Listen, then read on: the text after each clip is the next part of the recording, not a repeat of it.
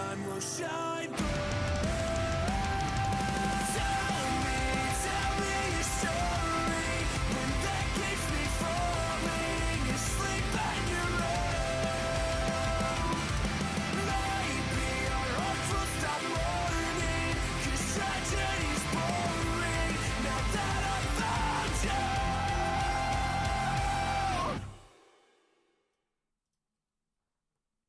Hello, everybody, and welcome to a special edition of the NobCast, because I'm not joined by my regular co-host Gasky, who has not been able to join us today due to work commitments, but we have instead got a fantastic alternative as a guest today, and it is none other than Liverpool fan extraordinaire, Tom Little. Hello, mate. Thank you for joining me today. Hello. That's one of the nicer intros we've ever gotten. I can make it less nice next time if you'd like. No, I appreciate the little, badgering to my ego. I really appreciate that. Nice. It's the way I get the most out of my guests. Absolutely, by doing Yeah, that. everyone should know I am by now. I'm that guy who annoys you on Chains Together.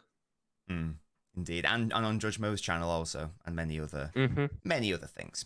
So, chaps, whilst you're coming in, and chapettes, of course, whilst you're coming in, do make sure you're leaving a like on the video to let us know that you do like these things. In fact, last show, you were actually, or it was a live show I was doing, Tom, I was actually asked to get you back on, because they did enjoy that one show we did ages ago. So, here you go, just like magic and clockwork, it has happened. So, what we're going to be doing today, guys, is the focus will be on City and Liverpool rather than City and United. Obviously, it doesn't make sense to talk about United without Gasky here. Also, there's not really much to say. It's the exact same old with them. They've got a shit manager. They should get rid of him. So we're going to. I take it it's been really positive talking about United with Gasky on the NobCast. Well, it's just like a thing of insanity, because it's like it's the same thing. Just get rid of him. Can we move on? It's just the same thing week to week to week. I feel so sorry for him, but it's funny, obviously. Yeah. So what we're going to be doing today is discussing Liverpool and how they are better than certainly I thought they were going to be in terms of how they started this season. I'll be getting Tom's thoughts on the difference, between Klopp and Slot from a tactical perspective. Does Tom prefer Slot's way of playing, for example? Where does he see Liverpool from a title challenge perspective? Does he think they're ready, etc.? But there's also a very relevant thing in that City, I don't know whether the links are concrete, but we are being linked with ZUBIMENDI, who was obviously notoriously linked with Liverpool for a very long time before he opted to not join Liverpool at the 11th hour in incredibly unprofessional circumstances, to be honest. We'll be discussing whether that actually even makes sense as a City signing. I'll be asking Tom's thoughts on City's midfield woes this season and whether that complements City's situation, or does it actually detriment it? As always, this is an interactive show, so do feel free to get your thoughts and comments in the live chat, whether it's thoughts for Tom about Liverpool or City or me, or indeed on anything else. But let me see what you guys are saying so far. So Nitish immediately poo-pooing the idea of Zubimendi too slow of a midfielder. What about Nico? Pep said it'll be Rodri backup, says Mohit. He's Nico O'Reilly, 17. He's played less minutes than Mateus Nunes. He's not going to be a mainstay in the Premier League for City this season. Chapettes, indeed. Yes, Chap and Chapettes. Liam, good afternoon to you. Douglas. And Staffy Dave says, wouldn't be an issue if he stumped up 100 million for Bruno. Yeah, and that's my thoughts as well. Before we get into Zubimendi specifically, Tom, though, I just want your thoughts on City's midfield struggles this season. As an outsider looking in, and someone who's no doubt relishing in the idea of City struggling in the midfield in Rodri's absence, what are for you the key areas where City are struggling the most? And if they were looking to get a new signing, what sort of profile of player should City be going for, in your view? To me, I think the problem that City have is that structurally, and it was a problem last year, and I think we talked about it a lot on Mo's channel, it almost seems like at points your defensive midfielder gets left on an island.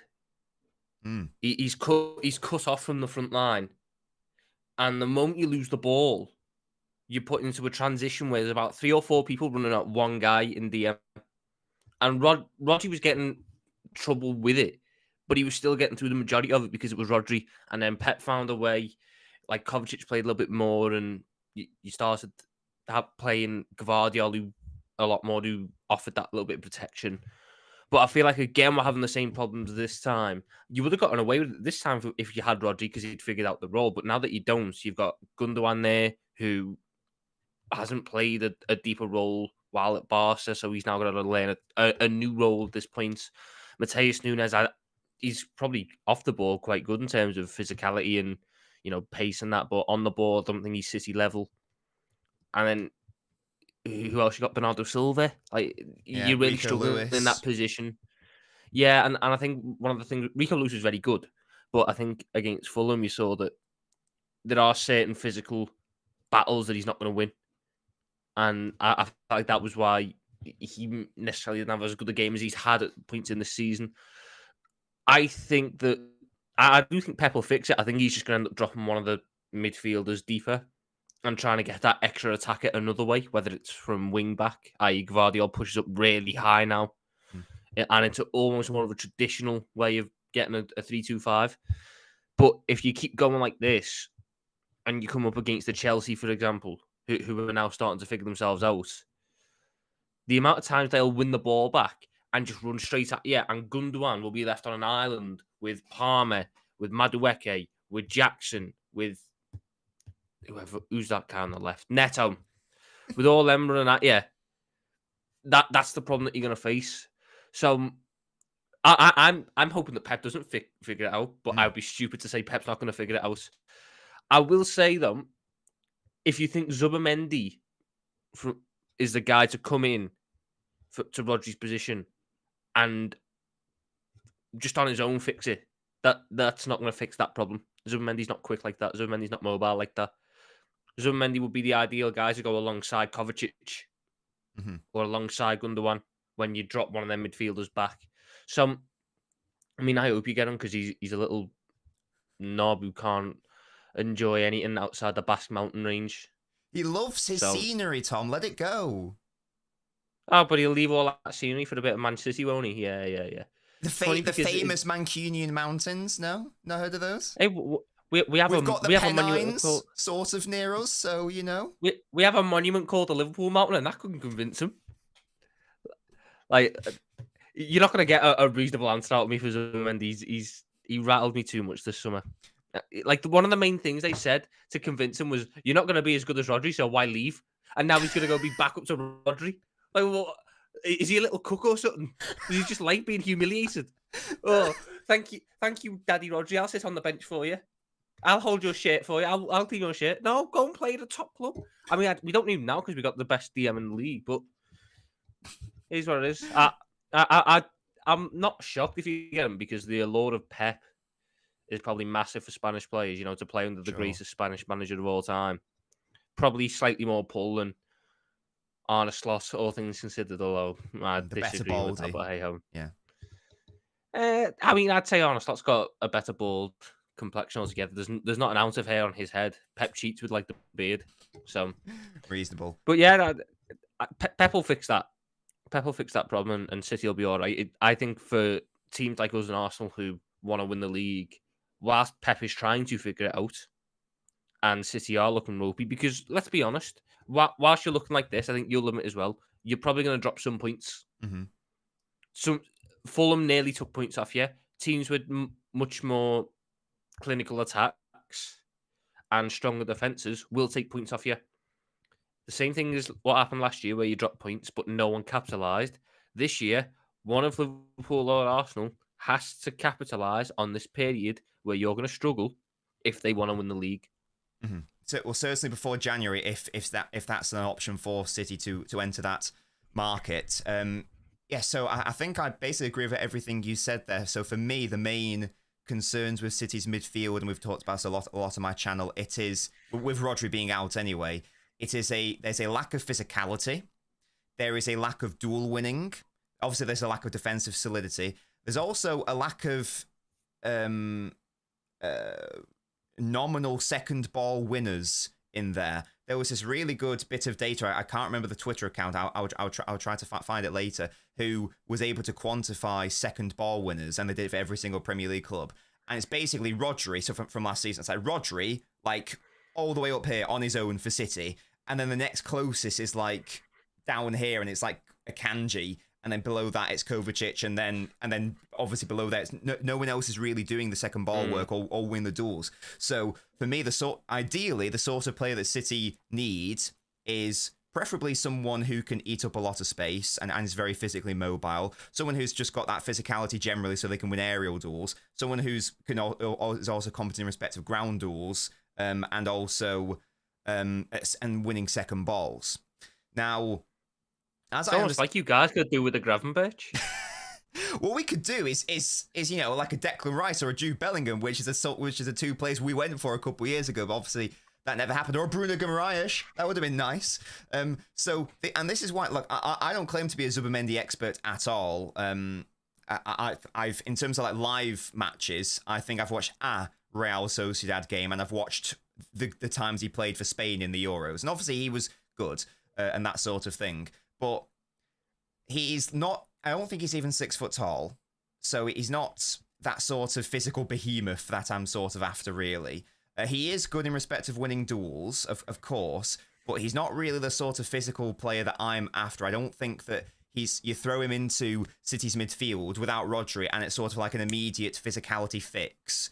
That's the way I've sort of interpreted that, and based on what you've just said, then that also seems to be the vibe, in that, he's obviously a very good player. On ball, absolutely fine. But as you outlined before, we've got plenty of good on-ball technicians. We have Gundogan, and we have Kovacic, and we have Rico Lewis, and Zubimendi's another one of those players.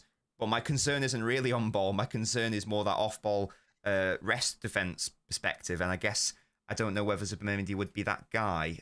In the chat, let me know, what do you guys think about this? If you are a City fan. I still think for us, I think I said Arsenal then, for City, and I was looking, I liked him before he got his injury. Boubacar Kamara for Villa.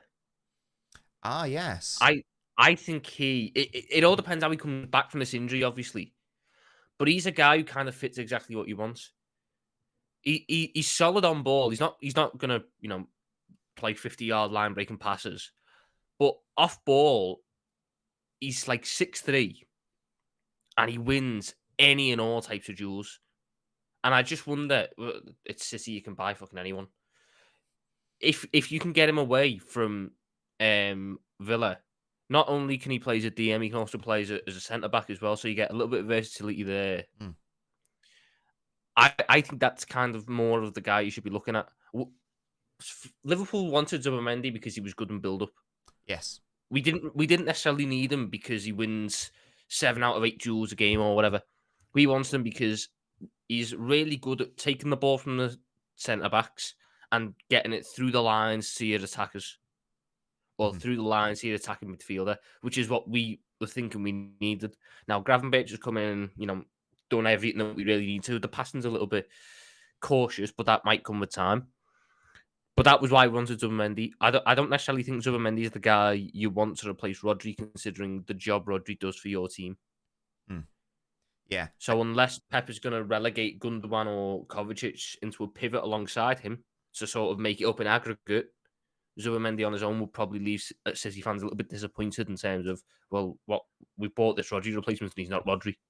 Yeah, and to be fair, that'll be the case with any player. What I'm after is a short-term physicality fix, and a long-term can play alongside Rodri or ahead of Rodri. So they've got to be able to coexist in the same team, because there's no point there's no point in looking at an out-and-out 6, because when Rodri comes back, they ain't ever going to get any minutes. You'll be left in a Calvin Phillips situation where they're just chilling and not really doing anything. So they've got. Hey, maybe you could recall him. Yeah. Well, let's not do that. Have you seen him? Let's really not do. If he's struggling for Ipswich, let's really not do that. But again, I don't really know who is available. I think that there is a world where we could sign Zubimendi, and then as you say, I would not be comfortable with him doing a 3-1 build up. I would want to see a return to like a centre back going up to support him, like a Stones or a Gvardiol, or another midfielder dropping deep. So it's like Zubimendi and Kovacic, Zubimendi and Bernardo Silva. So there's some, Zubimendi and Nunes. So there's some sort of a support there. Before we move on to what the chats have to say, and then I want to get your thoughts and pick your brain on Liverpool, I've sort of made a conclusion that if City don't drastically change, either don't drastically change the system, ditch this 3-1-6 situation, or or if they don't go into the market in January and sign that player, I'm of the view that City might actually finish third. Do you think that's a reasonable thing to say? Because I'm just and it's not. I don't think that's a reactive thing to say, because even before Rodri, there were rest defense issues. You mentioned Chelsea. We got away with that one. We saw it against Newcastle. We've seen it massively against Fulham. I'm of the view that this is going to be I don't think this issue can be solved in-house in the current setup. I think third might be a bit far. I think City always have the quality. And you've got Erling Haaland, which is like the ultimate game breaker. You could be horrendous defensively for 90 minutes. If Ederson makes a couple of saves and Haaland gets a hat-trick, City win most games. I think it's going to be really interesting to see City in the big games with this problem. I think again, you won't really have a problem beating your lower down teams because you've just got too much quality collectively, even without Rodri, to sort of box them in. But against like us, obviously we play so different to how we did last year in certain aspects, but I think the ropiest you looked in a big game last year was us at Anfield. Yeah, that was horrible. And that wasn't even a first team Liverpool side either. No, but Rodri didn't have his greatest game there, and we penned City in, and we had you on the ropes, and obviously Jeremy Docker taught everyone that you can kick someone in the chest as long as you touch the ball at some point before or after, you're okay with it. But if you come, I know you've played Arsenal already, which is I know you've got to play them again at the Emirates, which is going to be a really interesting test. And those 15 minutes with Rodri were glorious, can I just say? They were wonderful. You were battering them for them first 50. I thought that was going to be like a 4-0. And like you stake in the ground. This is Man City. Everyone thought Arsenal were ready. No, this is us. But opportunities present themselves, and Arsenal took it. I think the big games are going to be the ones where we really see how City are without Rodri. Not United. You can beat United, but you Tottenham to an extent. You Chelsea, you Liverpool, and you Arsenal, and maybe even like your Villa. Because they've got a really physical midfield. Definitely Villa, yeah.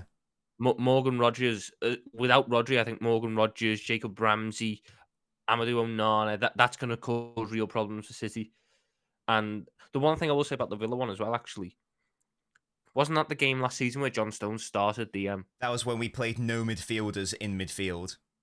And like John Stones got ran through in midfield. Yeah. I think that might be something that plays on Pep's mind when you go to Villa Park then. I just think it's going to be really... obviously, this is the thing. When people say, I don't want him to get injured, you're right. I didn't want Rodri to get injured.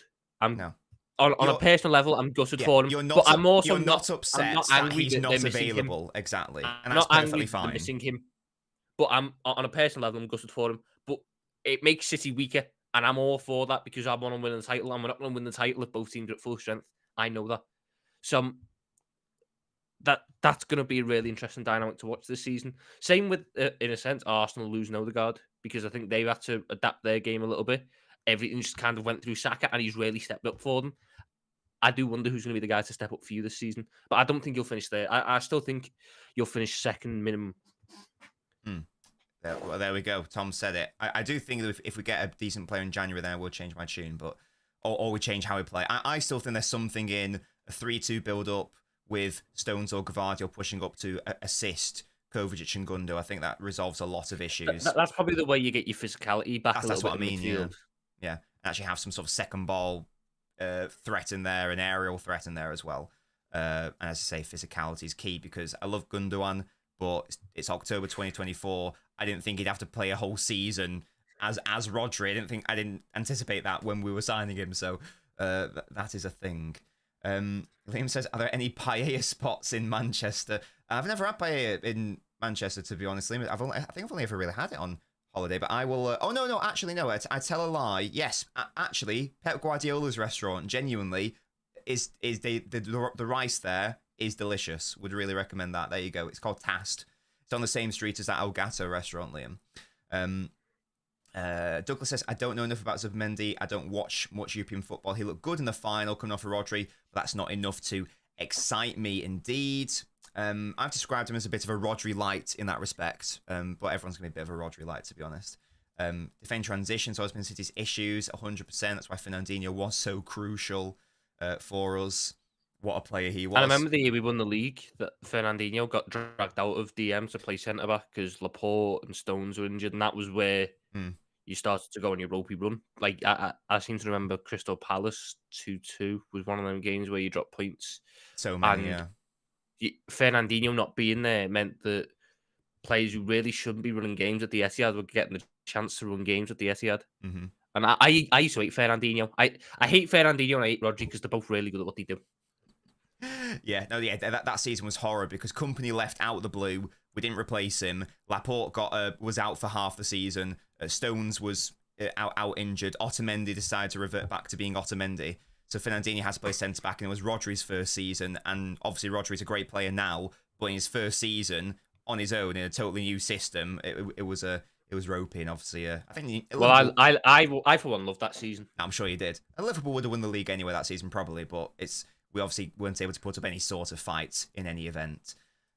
K-Mac says Zimmerman's going to Real Madrid to replace Modric. That might make a lot of sense, to be fair, if he wants to stay in España. Hello, Donna. How are we? Nam says, is Zubimendi that good? So there are positives, but as we discussed, I think there are also a lot of negatives there, which we've tried to outline, because Nitesh here says, height is a must for us with the physicality. I think he's 5'11", so he's not short. But yeah, he's 5'10", 5'11". Yeah, so but he's not, like I think Rodri's 6'3", for example, so it's not really replicating that level of physicality there, to be honest.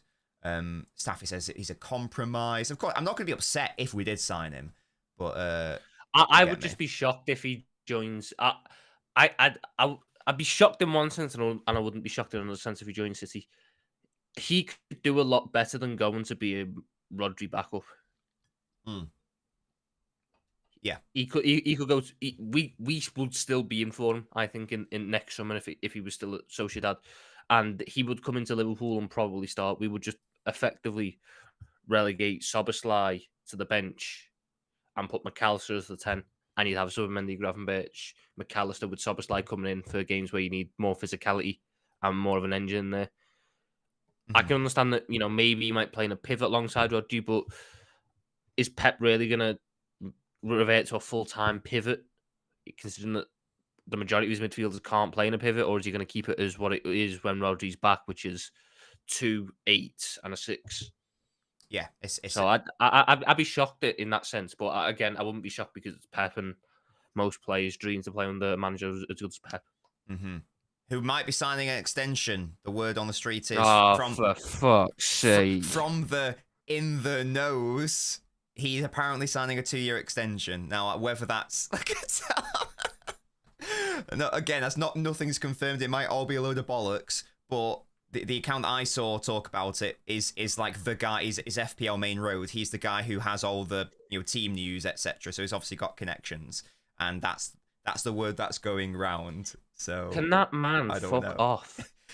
Nah, please. If he leaves after, go manage in America already. Go manage New York City. He's got to get over 10 years. Come on now. My manager didn't get over 10 years because your manager caused me too much stress. I am tired. Yeah, he ran out of energy. Oh dear. Douglas says Pep's been exceptional setting up teams to create overloads, usually midfield. More logical with a false 9 dropping into midfield, and that's been the compromise, hasn't it? With Haaland coming in, you've got to progress a defender up to the centre. That was the whole thing with the box midfield. Donna says, I've forgotten LB. That's outrageous. How could you do that? That's outrageous. I think what we want to do now is potentially keep your comments coming in, though, guys, if you've got any questions, as I say, or any thoughts. But what I would like to do is move on to more the Liverpool side of things. Whilst we've got you here, guys, we do have over 100 people watching, which is lovely, but not even 75 likes, which is outrageous. So come on, let's get the likes up. Come on, I've got a great guest on the show in Tom Little today, so let's get the likes up for Tom in the chat. That would be wonderful. Yes. Now, Liverpool, Tom, obviously your club. I don't know how surprised you are about how well they've started. It's early days, whatever. I don't know how surprised you are how well they've started the season. I'm personally very surprised at, no disrespect to Liverpool and what, they're just doing a lot better than I thought they were doing, than I thought they would do. I think Slot, I had no idea what to make of him because I didn't watch Feyenoord, but he's already illustrated he's one of the best coaches in the league, which is very, again, that's very impressive to do because he's only been here for a few months, and I already regard him as one of the best in the league. It's very impressive. You're playing a totally different way to how Klopp set up Liverpool. We'll see whether you agree or disagree with that in a moment. And the players seem to have adapted really well. Trent, for example, seems to be being utilised even better than before. Talk to me about your club, specifically, how surprised are you at the start? What have been sort of like the key differences between, Klopp's Liverpool, certainly the end of Klopp's Liverpool, and now the beginning of Slot's Liverpool? There's two aspects you need to look at with that. First of all, you got to look at the manager individually. Jurgen Klopp was a very emotional manager. I would say he got tactically outclassed in a number of games across his Liverpool career. Can you name the managers who you believe? There's a Spanish guy up in Manchester who done it a couple of times. Right, sure, him, but anyone else who springs to mind? Ironically, Thomas Frank done it a fair few times. Like he was really good tactically. It was often, Arteta seems to have our number a little bit towards the end, but a lot of the time it's like mid-table managers who would just it wouldn't even necessarily always be a low block. They just figure it out. They pin the fullbacks back and they'd force the midfielders to get on the ball more, which is kind of what we didn't want them to do because we couldn't get the runs working the same way. So Klopp would always try and get that extra level out of the motivation and out of the way he was as a guy and a manager. Arne Slot, I think, is one of the best tacticians in the league. Every game we set up slightly differently. Every game is a minute tweak to adapt to the opposition. And in game, you're seeing switches. I mean, the one I go to is AC Milan in the Champions League, because that's the one that most people have noticed. We started the game in a flat 4-2-4 out of possession. And we were getting done because they was dragging a winger back to create a little 1-2 between a winger and a fullback to draw out our fullback and then play it in behind to an on-rushing midfielder. So Slot basically just went, because they were doing it on the left. So Slot went, right, Trent, don't worry about defending initially. Just press up high onto onto Theo Hernandez. And we'll leave Canate to manage Rafael Leao. And what that meant was they couldn't do the nice little intricate build-up. They started lumping it long. We started winning the second balls. We started to get a foothold in the game. And it's stuff like that which we didn't necessarily have under Jurgen Klopp. You had a really good plan A under Jurgen Klopp and not necessarily a plan B. Slot seems to have an understanding of the game to make the little changes to give you the difference. He's more adaptable. On a team level, he's much more adaptable. And on a team level, I knew this team had quality. This team has 4 world-class players in it. It has a number of really good players for the league level who I felt were being underutilised under Jurgen Klopp, and we're seeing this manager get the best out of them in a sense. I was one who was willing to let Luis Diaz go this summer. He's started the season really well. Cody Gakpo has given him really good competition on the left. Brian Gravenberch is a man reborn under him. He has been, in my opinion, the best midfielder in the league this season in any sort of metric. Centre-back, defensively, we look so much more solid. It took us, I think I done the math the other day, I think it took us 19 games to get 6 clean sheets last season. It took us 10 now. So nearly in half the time. And one of them games was a horrendous mistake, which won't happen again, and we still won the game. So there's a lot to like about the way that we're playing it and the way that we're set up at the minute. I'm really all for Arne Slot. And another thing that I like is he's not getting too sort of hung up on what everyone else is saying. He agrees it's been a bit of an easy start. We haven't played any top teams yet. He agrees the real test will come, and he makes sure that that's known. So I've got confidence that when we go into these big games, he's going to make sure that the players are on it, and we'll see us enter gear 4, gear 5, which I don't necessarily think we've seen this season. So I don't have a bad word to say about Arne Slot. Plus, No, he's got a lovely bald head. yes, it's very frustrating from a rival fan's perspective because I feel like with Klopp, I mean, obviously I'm not a very good manager, but I feel like there were some things where elements of his like personality or attitude you could latch onto as a rival fan and go, he's a knobhead or whatever. Mm. Slot so far has come across very, very, very well. Annoyingly well, to be honest. Because I obviously don't want to like him because he's a Liverpool manager. I want to have a reason to dislike him, but he's sort of like he's the anti Ten Hag. He's very humble. He's very modest. He knows tactics and he's happy to share his knowledge. You just reminded me. I love in his post-match interviews when he just sits there and goes, "Yeah, this is exactly how we beat them. If any team wants to beat them this year, you just do this. Yeah. You pin the fullbacks back and you wait for the DM to get it on. It's brilliant. And I see people getting annoyed at it, like, you can't do that in your post-match interview. You'll tell all the other teams your tactics."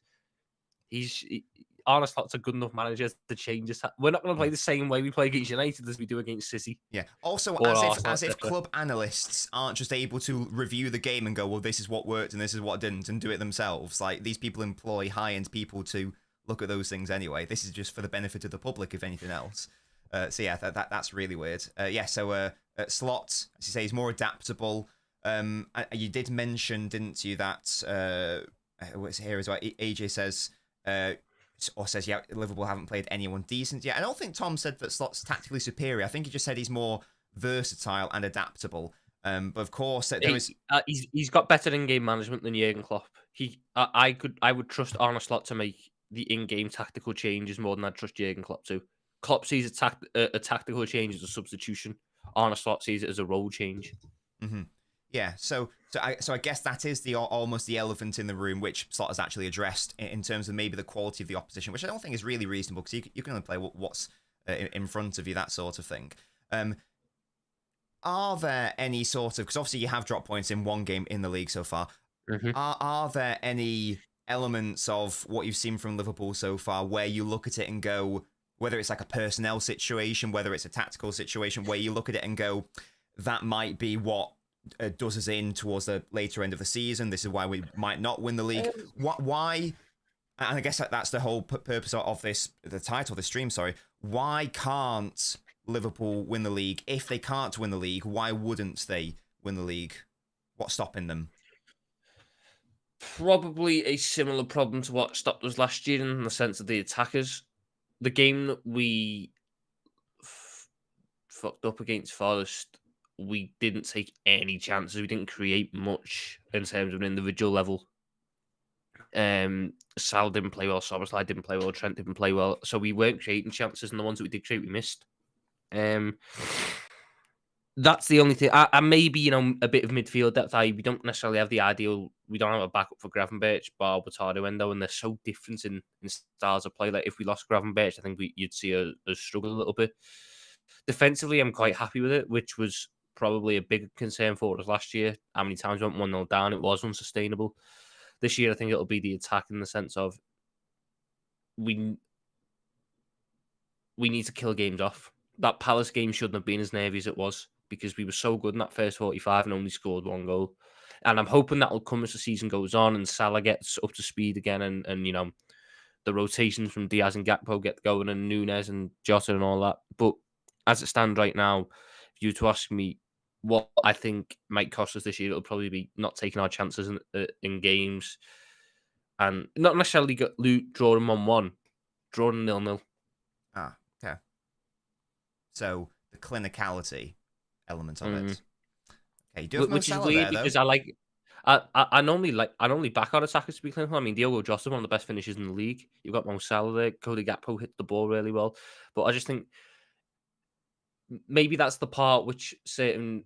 You said earlier that the team has adapted really well. Maybe that's the part of the pitch where the adaptations haven't taken, like, haven't adapted as quickly, sort of, in terms of the attack. And maybe that'll come in time. But I can't say it's the defense because we've conceded 2 goals in the league.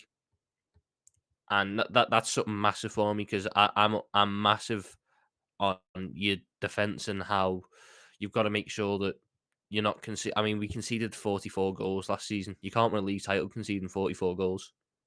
You need to be keeping that number down.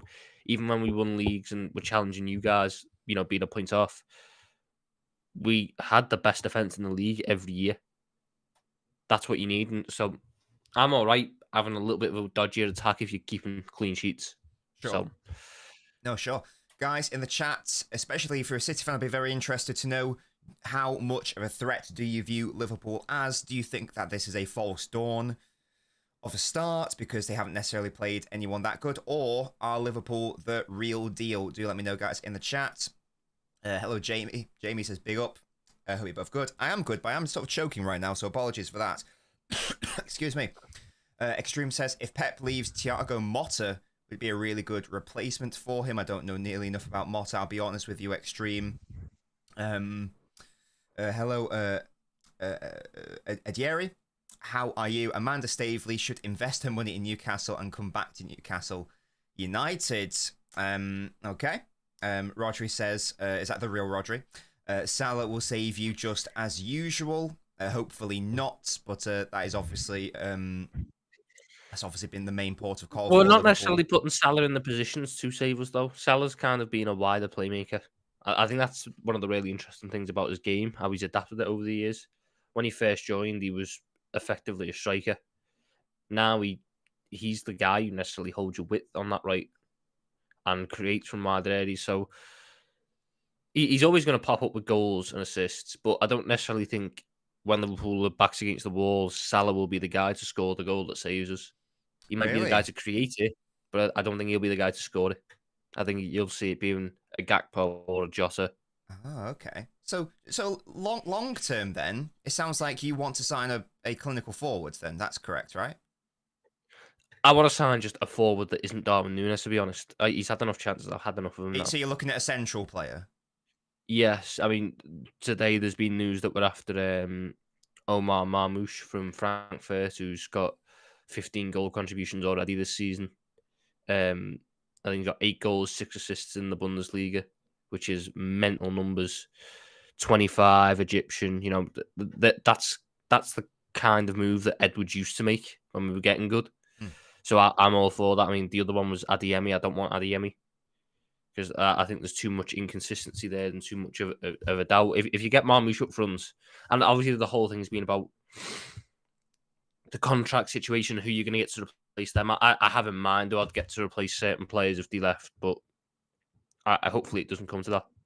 Yeah, no, that's really interesting. So I guess you want to sell Darwin, don't you? Realistically, your ideal summer, you'd sell Núñez in the summer of 2025. You bring in this clinical central player.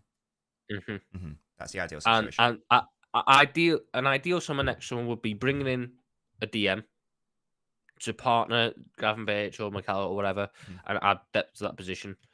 Bringing a striker to replace Núñez and bringing a left back. And would you also just be? Sorry, go on. Probably a centre back as well because Gomez might go. I was just going to say, would you also be looking to try to lock in aging players who are expiring, or are you looking to do more of a refresh? I would give Van Dijk, Salah, and Trent new deals. Whether I think that's going to happen is a different kettle of fish, but I don't see.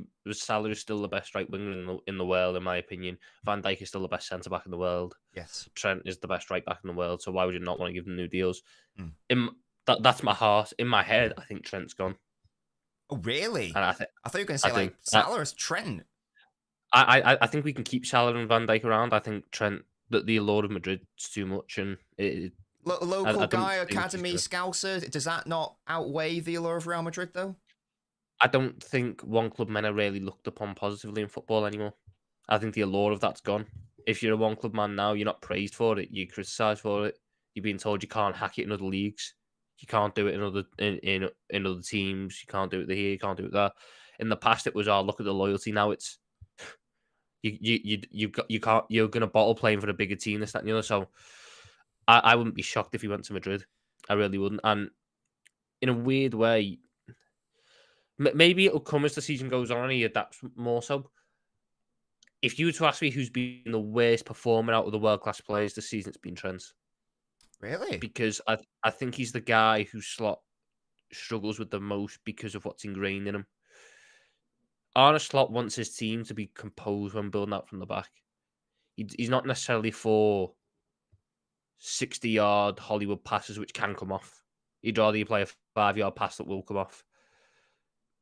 There's been a number of games this season where Slot has been visibly angry at Trent when he gives the ball away in position, trying to go for this pass, which, look, maybe I'm reading into it too much. You're always going to when you've got 3 world-class players in last year to deal. Well done, guys. Really good management of the football club. But yeah, I think that there's something deeper with Trent. I think with Salah and Van Dijk, it's just about the length of contract and stuff, because we want to make sure that we don't give them a 4-year deal and after 1 year the legs go. With Trent, I think there's more of a deeper thing to it, which is annoying because we should have had his contract tied down long ago. I guess the other issue is obviously with the. I mean, they're probably going to look at replacing Carvajal anyway, but he's obviously done his ACL now, hasn't he? Mm-hmm. So I don't know how old Carvajal is, but he's obviously not a young player anymore. So I think he's going to be 33 when he's back. Right, so that might be a career-ending injury at that level anyway. So that, from a Real Madrid perspective, who we assume are already desperate to sign Trent, that might give them even more motivation to negotiate in January of next year, right? Mm-hmm. Yeah. In January you can start talking to other clubs.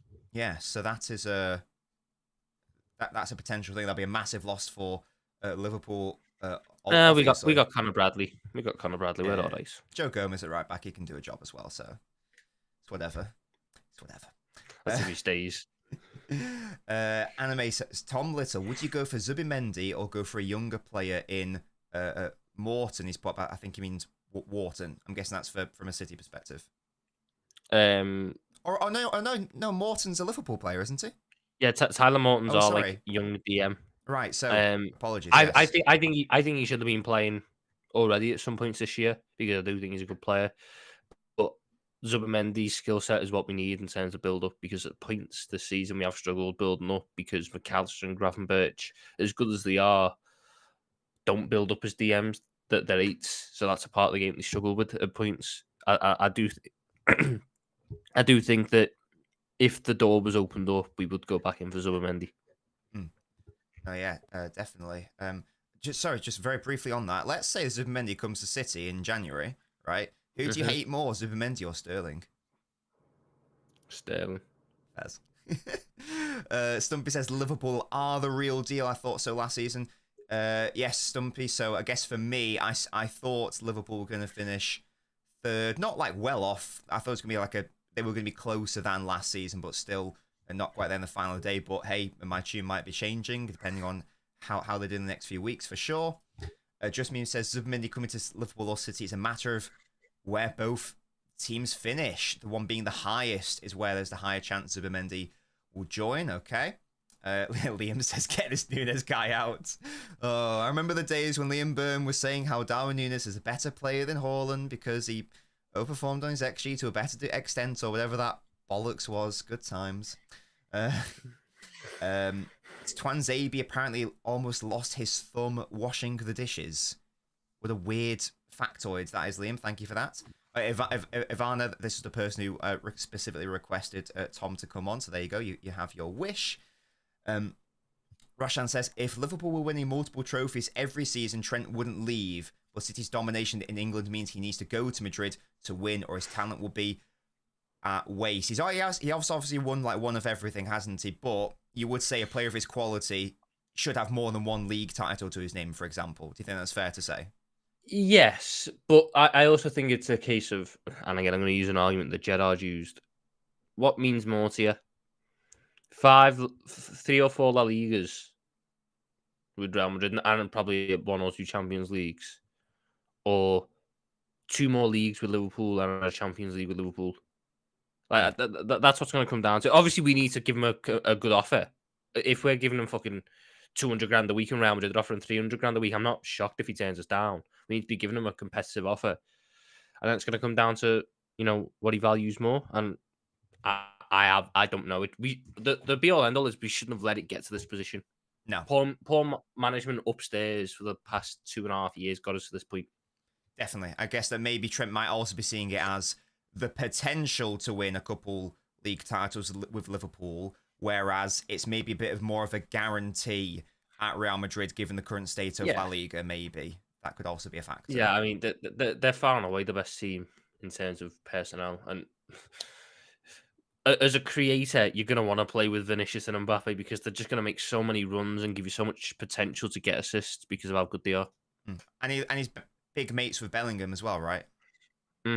Annoyingly so. Yeah. I finally understand why Dortmund fans started hating Liverpool for our constant Henderson Bellingham stuff. Bellingham's now doing it with Trent. I hate it. He needs to do one. Kula, who I believe is a Barcelona fan, says with the Carvajal injury, Trent is definitely going to Madrid. Liam says Bradley gives off humongous Nico Williams vibes. I'm not buying it. I like Bradley. I think he's Bradley's better than Nico Williams. Yeah, definitely. I think Bradley's good. I think he's very young. He's got a long way to go, but I think he could be a very good player for sure. Not Trent levels, but that's very difficult to achieve. Just Meme says, I think Trent gave one more chance. He said, I'm considering Liverpool right now. Above all things, I want to win trophies with Liverpool. So it depends on Liverpool's season. Interesting. Douglas says, sorry, Tom, go on. I think it's going to be a case of, like, if we're miles away, yeah. But if we're like 1 or 2 points off, I don't think that would be the turning point. And he goes, yeah, well, I can't stay here now because you're right on the precipice. Looks needed to win titles, and maybe the luck just didn't go our way this season. Who knows? I think a lot of it's going to come down to the project that we've got. And like I said, I think there's something deeper going on with Slot and Trent, which we don't know about. So that's going to be something that I think might be a factor. For sure. Douglas says, I always fear Liverpool. I was born in the 60s and I saw Liverpool in their glory years. In a 5-year period, Klopp's Liverpool had a negative points total of 2. Yeah, of course, I feared Klopp's Liverpool a lot. Rightly so.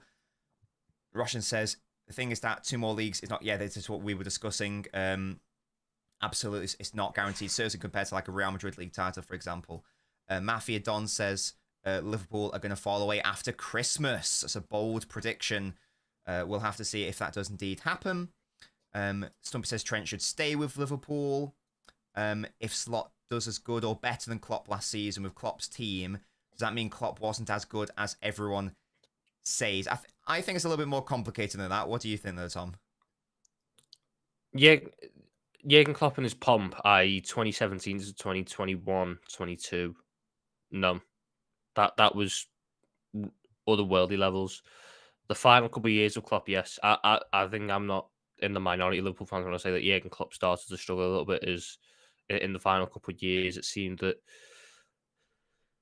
other members of staff were getting more of a say, and now that them other members of staff have gone on to their own jobs and are losing 5-0 week in, week out. So that's good, isn't it? Are you talking about there? You talking about there? A certain Dutch assistant manager who wrote a book.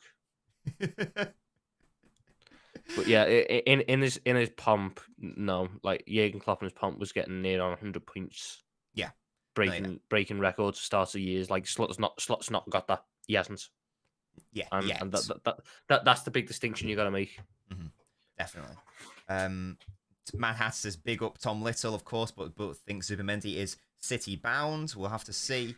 Cooler says City will have a similar contract problem with Grealish. They don't seem keen on renewing his contract. And that's why, Cooler, I've said that it's not just Grealish, it's also a big season for John Stones, because I think both of their contracts end in not next summer, I think it's the summer after.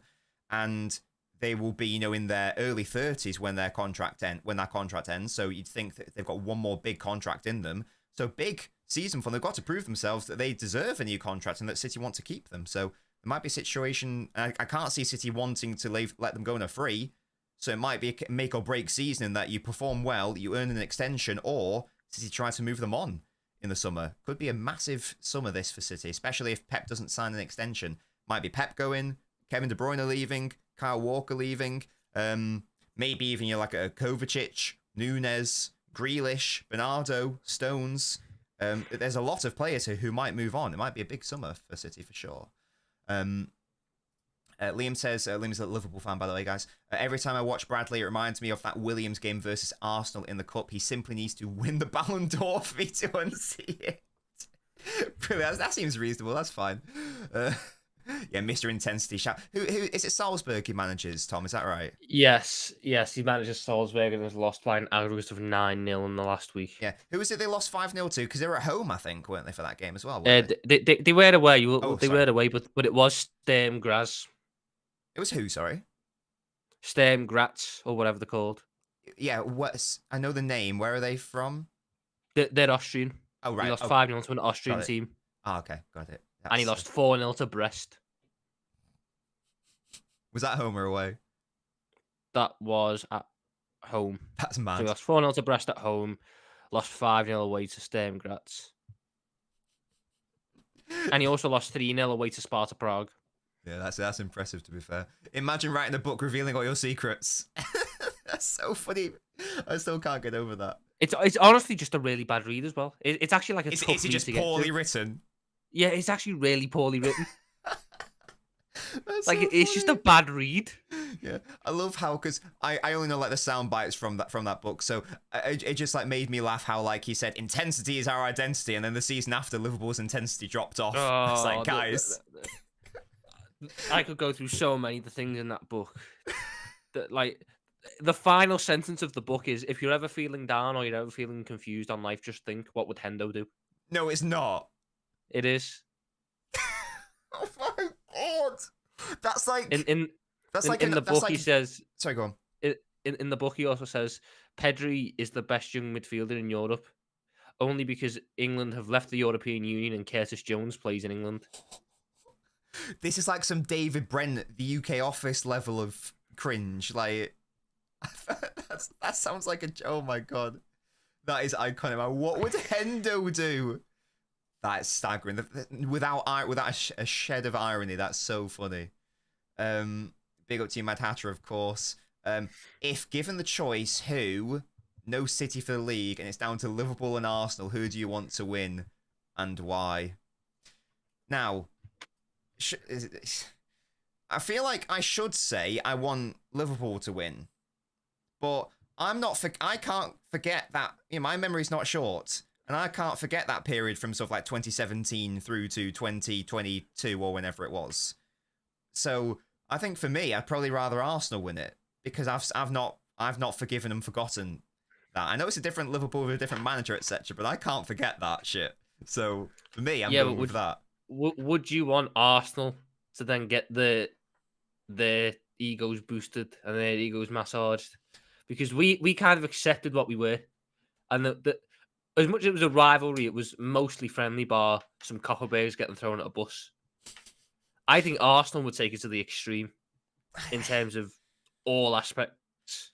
I don't know, because it did get bad. It did get really, really bad. And I know that I don't agree that it was a friendly rivalry. I think it was with the players, but as a fan in the stadium, it really, really did not. It really did not feel friendly. Certainly online, you can say that Arsenal fans are more annoying on Twitter. That's fine, but to be fair, I wasn't on Twitter during that rivalry. So with City and Liverpool, so maybe I didn't. Maybe it wasn't as bad as I recall, because I wasn't really on Twitter. But the amount of Liverpool fans, certain Liverpool fans, saying that they're best in class in every single position, and that Klopp's a better manager in that time, I can't forgive that. So I've not forgiven that yet, to be honest, lads. That still hurts me. And that team of the year, I know it's another team of the year, but when Liverpool had twice as many Liverpool players in that team of the season, that was the year that you got to the Champions League final. Oh, and that annoys me. The fact that, right, okay, Tom, the 21-22 season. Yeah. What was that season from a Liverpool perspective? We tried to go for the quad. Right. The Carabao, okay, yeah, so at least you said tried, right? Most Liverpool fans say, oh yeah, the quadruple year. What, you mean the year that you won 2 cups? No, it was the cup double year, so that annoys me as well. So I've not let that go. I've not forgiven or forgotten that. Maybe I'll get proven wrong, when Arsenal win and it becomes the most unbearable thing. But you can always do the. I don't think we were too bad. I think everyone thought we were going to be horrendous when we won the league, and maybe COVID played a part in it. Maybe being a bit muted, but I don't think we were as bad as people thought when we won the league. Maybe, yeah. Maybe I'm reading too much into it, but I don't know. I guess I'm sure my mind would change. Like, if it gets to the end of the season and it looks like Arsenal are winning it, and then the fans go mental, then maybe that'll be the thing. But I guess you can always say... The thing is, it was a case... What it is like... You could... As much as we said we had the best centre-back in the world and the best forward line in the world, whatever... You could agree with it in the sense of... In fairness, a lot of that was correct. It was just when people were trying to say, you know, they were trying to throw in Robertson as the best left back in the world and Mane is the best left winger and and I was like, that's where I drew the line. But you're right, certain players, absolutely. Whereas if you do it with Arsenal, they're going to try and put Declan Rice as the best DM in the world. Yeah, that did annoy me. Well, no, I there can't was no buy that. trying. They're doing it, to be fair. They did it last season. Like, if I was to put hand on heart, in our peak in 2019, 2020, I would say... I'd say best in the world is minimum top 2 because it can go any which way. I'd say you had the best goalkeeper in the world. Yes. The best right back in the world. Probably. The best centre back in the world. Definitely. Best right winger. Yeah, definitely best right winger. You could argue left wing because Ronaldo was a striker at that point, and I don't necessarily think... I mean, Sane missed that entire season with an injury. Hazard struggled at Madrid that year. So like, it was kind of the perfect storm for Mane to be the only guy who really stood out that year as a left winger. And then arguably DM, because Rodri wasn't there yet. Yes, I agree. It was only like Casemiro ahead of Fabinho. Left back wise, again, like you don't do what we've done without having a lot of really good players in your positions. Of course. But if you're trying to do this with Arsenal this time, Saka, yeah, I can put Saka there maybe, you know, behind Salah. Don't necessarily think right wings are necessarily that great nowadays. Centre back, you can probably have Saliba. That's about it. Yeah, maybe Rice because of a Rodri injury, but again, that's about it. I think the levels that City and Liverpool put forward in those years, I don't think Arsenal have a team. If you put today's Arsenal team in that time period, they finished third very, very, very comfortably. Third. Yes, like they finished above the Chelseas and that. But I still think they're about 10 points off us. Easily. Oh, yeah, 100%. Yeah. There are levels to this game, 100%, definitely. Fucking hell. You lot won 14 games in a row to end the season once. That must have been, as much as I was loving that must have been hell, having to try to tune into City every single week going, please, especially towards the end, because I think like towards the end of that season we were just about winning games like 1-0. Like I remember like Aguero bailed us out so many times towards the end of that season, like against Burnley 1-0. Burnley away. Yeah, I had earmarked that game as a 0-0. Yeah, thank God for Aguero. After goal line technology early that year at the fucking it saves you that time. Oh, and the fucking Leicester game. Iheanacho. I would never, ever, ever forgive Iheanacho for that miss. How have you put it where he's put it? That should have been a 0-0 all over. I can't. And the year after, the years after 21-22. Oh, 21-22. Rodri handball at Goodison Park. Oh, I didn't see that one.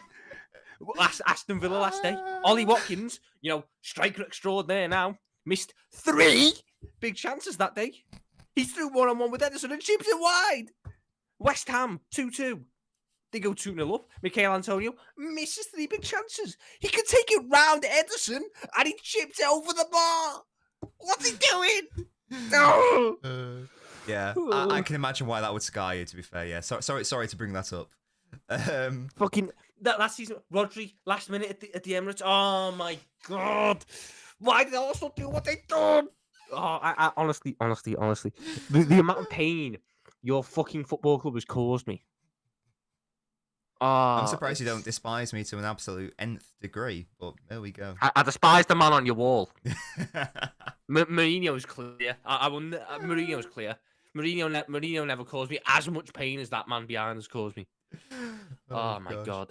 Nitesh says, do you fancy both Foden and Musiala to start in midfield for City? That'd be such an interesting combination, Nitesh. I'd love that, especially with Rodri behind them and a centre-back. That'd be really fun. Off ball would be very interesting. Oh, yeah. I think you'd have to have one of them push up to striker, probably. You know, like in a 4-4-2 off ball. And then, yeah. Or you'd have to do like a false winger thing. That would also potentially work. But, hey, I think Foden's ceiling personally is as an 8, so I would love to see him forced into a more box-to-box situation. I'd love to see him develop into that. You need to read that book. Yeah, sounds like a mad book. LB says Arsenal fans are deluded. Says LB. You never hear the end of it if Arsenal wins, says Sebastian. I'd end it if Arsenal win. Everyone is massively would rather a Liverpool win. I choose Liverpool. I can deal with their fans. Arsenal fans are insufferable. Seriously, don't you think City signed someone in Jan due to court case? So we talked about that at the top of the show, Tumper. I thought Liverpool were annoying, but I actually respect them now because Arsenal fans are the worst. I used to, Custody Battle for Zubimendi is the title of today's show. Any final comments, guys? Get them in because I have taken over an hour of Tom's time, and did say it was going to be just over an hour, so we will be wrapping up very, very shortly. Staffy says, watching Tom stuff when you mentioned possible Pep extension was priceless. Yeah, indeed. If that 2-year deal actually happens, that would be glorious. We've got nearly 100. I thought they'd agree the deal like Klopp and Pep. You know, Klopp will go first. Pep can win. Gentleman's agreement. Yeah. And then Pep's went back on his agreement now. Yeah, that and was Klopp can't even come back because we've got a good manager now. Klopp can't even. It's not even like a case where we've got a crap manager who gets sacked after a year and Klopp walks back through the door and like, I'm back, boys. No, we've got a good manager now, so we can't even come back. That was like one of those post World War II conferences where like they have like the Yalta conference and they all agree on something. I can't remember which political leader left, and then they just like did a deal behind their back. That's exactly what's happened here. Absolutely. Guys, there's over 150 people watching, which is very lovely. Let's get to, before we end the show, let's get to at least 100 likes, please. Let's get those triple digits and just to illustrate to Tom our gratitude for him giving us his time today. I am going to go to the Patreon questions now, but guys, keep your thoughts coming in the chat, and we'll see if there's any final things to discuss. Oren asks, who I know is a Liverpool fan, who's been the most disappointing player in your FPL so far? Tom, do you do FPL first of all? Yes, but I do it in a weird way. So I don't ever want to root for rival teams. So my FPL includes 0 other top 6 teams or Everton players. Nice. So I'm never going to win, but I win on principle. You'll win moral victories. Yeah. For me, the most disappointing player... Either... See, Jota got assists, so that sort of saves him. It's probably Kudus. Yeah, in terms of direct output. Yeah, he's got me 1 fucking goal. I think mine's probably Bruno Fernandes. He's not been cooking. Why would you ever put Bruno in? Because he takes penalties and because he gets assists and stuff. So that's what I thought. Yeah, but to take penalties, you've got to earn penalties, and to earn penalties, you've got to be a good attacking unit. That's a very good point. I've now taken him out. Now that Foden's back, I've popped in Foden for Bruno. But that's probably my most disappointing one. I also had Eze for ages. He was upsetting. To be fair, another guy who's fucked me is Anthony Gordon because he should have got me more points on the weekend, but he bottled the fucking pen. Absolutely. Nan says, to Tom Little, how many units is your daily average? Right, I need to do the math for this. We're going to do math collectively here. So, how much is a pint worth in units of alcohol? How many units is a pint? I have no idea. Chat, what's a pint in units? We'll say standard strength is about 2.5 units. So we'll do 2.5. Right. Might be underestimating, might be overestimating. 2.5 times 22. What? It's 55. That's how many. That's how I drink about 22 pints a week. So I drink about 55 units a week. How many times do you go out a week? Friday, Saturday, Sunday, and occasionally midweek if the footy's good. Okay, that's more than I thought. So what's your daily average then? Sorry. 55 divided by 7, 7.85. That seems so like just a lot. Just over 3 points a day is an average. That seems. Am I being unreasonable there, guys? That seems like a lot to me. I don't know. I'm outing Tom Little. I'm here for a good time, not a long time. Reasonable, totally reasonable. Roshan asks, Tom, do you think your owners and board don't do enough to overtake City? Yes and no, in the sense of you've got to look at it 2 ways. We only got in the position we were to challenge City because of the way the football club was run and the smart business that they've done. Do I wish that at points that we had people who would spend 500 million quid across 2 years and give us, all these world class players? Yes. But in the same breath, what FSG have done, despite the fact I will always be FSG out because I don't think they treat the fans correctly, what they've done for the infrastructure of the club is massive, and that can't be understated. In terms of transfers, like that comes down to personal opinion. I like a lot of the transfers that we've done. I think a number of the times that we've come close, a new signing doesn't necessarily help that in a sense. Like the year we got 98 points, no signing is really going to give us 100 points that year, because the games that we lost, I wouldn't have changed anything, or the games that we drew wouldn't have changed anything. So it swings in both. I hear both arguments. But the one thing I am forever in agreement on is FSG out, because they treat the fans as consumers and not fans. That is reasonable. Kula says, Tom seems to watch City a lot. I watch La Liga relegation teams more than Madrid. And Kula is a Barcelona fan. Van says, please come back, Tom. This has been an awesome stream. Well, absolutely. If Tom's available and we want to chat about City and Liverpool, he's the man, of course. This is the Little Knob installment of the NobCast. Or Tobbins, whichever you prefer. I prefer Little Knob, but there we go. Of course you would. Liam says, let Pep extend, let Arne ruin his legacy in 2 seasons. Doug says, good to see you on top. Good reception here for Tom, of course. The only problem with that would be Arne Slot seems to have a fantasy about Pep Guardiola and loves that man. So I feel like if it came down to it and Pep said he was announced and he was leaving at the end of the season, Slot might just throw games against him so he gets the right farewell, which Pep wouldn't do for Klopp because he's a little knob. Ironically, the title of the show. Indeed. If you drink a little of any alcohol, it's a strength, is the number of units. Absolutely. And as we've revealed, Tom has outed himself as an alcoholic. Oh, I am by medical definition an alcoholic. Is that true? I was about to research it. Is that a fact? I'm not. Yeah, because apparently, like, to be fair, the definition for what an alcoholic is actually really weak, all things considered. So if I go, what? The fact that you've researched this is telling. I will say that much. No, because everyone says I am. Well, whilst we're doing this research, guys, get the likes up. I want us to get to 100. As I say, we're just, it looks like we're 14 people away, and there's over 160 people here. So let's get 14 more people to hit like, please. Thank you, guys. Constitutes an alcoholic. To be fair, I haven't searched this in a while. Right, so the NHS, it's if they drink more than 15 units of alcohol per day. Now, when I'm on holiday, I am an alcoholic by definition. Holidays don't count. That's different rules. Albeit, as of right now, by definition, I'm not, because it's not daily 15. But on the weekend, I drink over 15. So I'm a weekend alcoholic. But I have a different idea of alcoholic, because I could stop drinking if I wanted to. I would have no problem stopping drinking. I just enjoy drinking. You know that one of the most common signs of an alcoholic is someone who repeatedly tells others that they can stop whenever they want. And in fact, they go on extended periods where they don't drink to prove that they can go without it. You know, that's one of the main signs of an alcoholic. Yeah, but I'm different like that. We build different. Yeah. I could stop if I wanted to. Yeah. That's what they all say. We're going to wrap up very shortly, guys. So last couple of comments here. Would you say Liverpool have 2 advantages over City about Zubimenidi's race? Because Zubimenidi's a Xabi Alonso fan. Xabi's been there at Liverpool.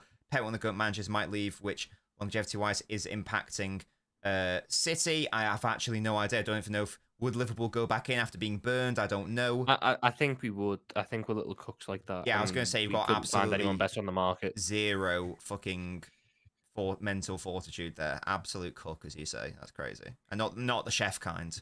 Not the chef kind of cook. Do 75 hard, says Liam. Is that where you don't do any alcohol or anything bad for 75 days or something? You just go cold turkey or something like that, I believe. See, like that's so extreme though. Like, I just enjoy a drink. There we go. I've just realised that my alerts haven't properly been on the screen. So like when Super Chat just came in, then it was me holding up my kitten, but you can only see the top of my head. So apologies for that. Let me see if I can. Let me You just get even more nobbins for your day. Yeah, exactly. Let me see if I can do that. So it's like, where's my super chat command? Thank you, Tom, for the super chat. Thank you so much. Tom's not getting a share of that, by the way. That's all mine. You're gonna have to hold that, I'm afraid, Tom. So you don't get dividends, I'm afraid. We're not that big yet. NobCast isn't yet that big where you get dividends, I'm afraid to say. To be fair, I think I'll probably be second on the list for dividends after the guys here weekly. Where is it? Where tips? There we go. So Evie dance. There we go. This is what should have happened. You can guys see it on the screen there. There we go. Thank you so much, Tumperline, for the super chats. Hit the like, people. It's free and helps the channel. Hey, he sent a super chat, which is supporting itself to tell other people to support the channel. Unreal scenes, Tumperline. You are the real MVP there. Thank you so much for that. Tom's now alcoholic at 17. Absolutely, it's crazy. There we go. Guys, this has been a really good show. We've basically got to 100 likes now, which is what I wanted. And Tumperline, thank you so much for the super chat. Let us know in the comments of the video whether you enjoyed today's installment. There will always be the NobCast every single week on Tuesdays at 12. My co-host will usually be Gasky United fan, but if Gasky's unavailable, or if we want to talk about another club, of course, we can always ask other people if they'd like to come on. Tom Little is obviously my go-to Liverpool representative, but let me know if there's any other clubs where you'd like to hear from and any specific people. I'm sure I could hit them up. I do have like select people in my head who I might like to ask, who I feel like could add value to the show. But do let me know, guys, if there's anyone in particular that you would like me to get on to discuss stuff in a hopefully rational and well-meaning way, rather than just shouting at each other for an hour, because that's not really the purpose of these shows. Tom, have you enjoyed it? I have, mate. It's been good. Just good. Apart from the reminiscing about City, which is never good. Sure. But, lovely. We love to see that. Thank you so much, guys. When am I next going to be live? It's international break, isn't it? Forgot about that. Mm-hmm. Well, I don't know what I'm going to do with my life. I'm sure we'll do some stuff on the Twitch this week, I'm sure, which is just anonymous. We might do Chains Together, Tom and I, later this week. We'll depending on Tom's availability and sobriety. We'll see what the situation is there. So do make sure to stay tuned on the Twitch, which is LNobbins. Subscribe to the channel. I'm not going to do a Fulham specific analysis video. I think given that I've got a bit more time with the international break, I'm going to be doing a video on, what is City's best Rodri solution in terms of, what might work in-house, will it work in-house, that sort of thing. So stay tuned for that. Until next time, guys, have a lovely evening, afternoon, whatever. We'll see you next time. Bye-bye, guys.